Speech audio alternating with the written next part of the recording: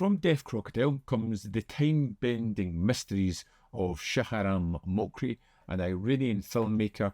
This is one of those sets that never quite jumped out at me. It had enough information to make you kind of curious and somewhat interested, but there's also a little bit of hesitance when you're tackling a kind of new region of filmmaking, which is what I had here. But jumping into Ashkan, The Charmed Ring, and other stories, I was quickly fascinated by what was going on. This is a black and white film that feels very much in the form of vignette at the start of it. We kind of jump into various stories, characters who aren't really connected as we move through this world. And because of the title, I was pretty sure we were just going to see all walks of life. ممکنه یه نفر پشت سر تو واسطه بود و منظور اون بوده. برگشتی پشت نگاه کنی؟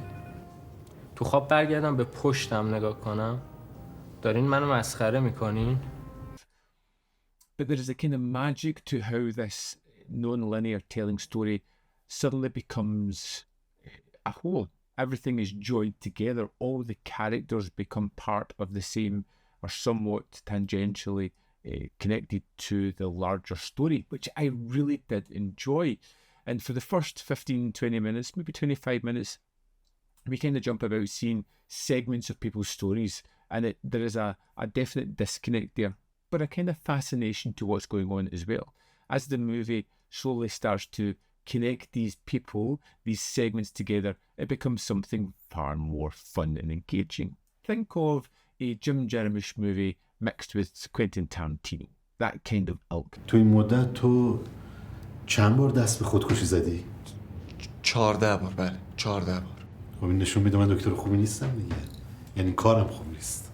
It's one of those films that grew on me as I watched it, and I became more and more fascinated. You know, starting off with a pair of blind robbers who do a heist, which is really kind of great.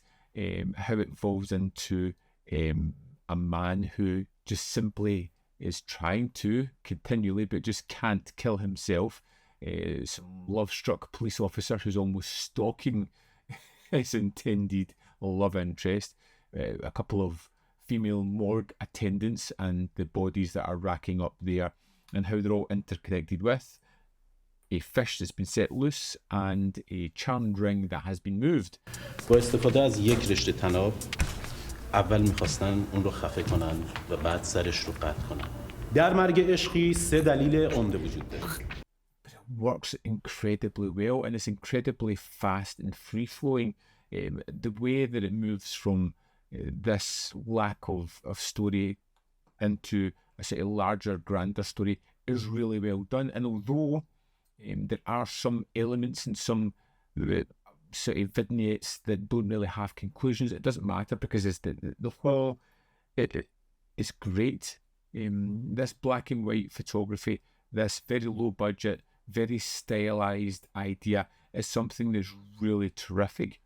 The heist is wonderful, how you see it play out. The ridiculousness of the blind heistman makes sense within the confines of the story.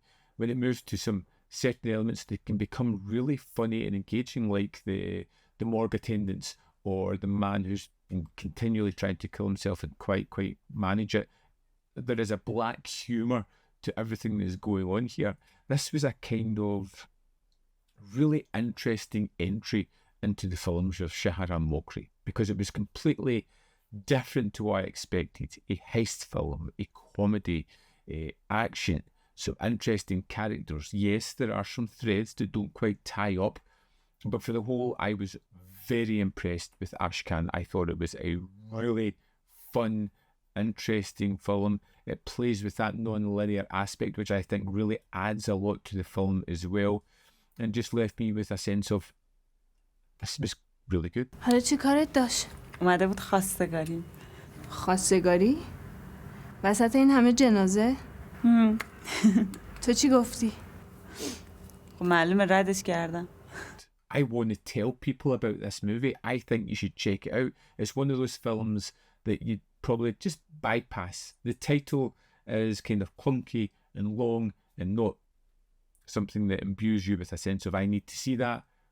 but it is kind of one of those films you need to see. And it came out in 2009, so it's far removed from the slew of Tarantino copycats that came out in the late 90s to still feel as if it's been influenced by that, but it's doing its own thing as well. Really solid start to the Shahram Mokri set, and I'm looking forward to delving into more of these films. So I'd love to know your thoughts. If you've seen this, are you interested in checking this one out? Let me know in the comment box your thoughts, whether you loved it, hated it, felt somewhere in the middle. Can't wait to read your thoughts on this one. As always, there is more content up here. You can see more of my stuff. In the description box below are links to Patreon, membership program, mandyfilm.com always, in which you can support. Thanks for watching. See you next time.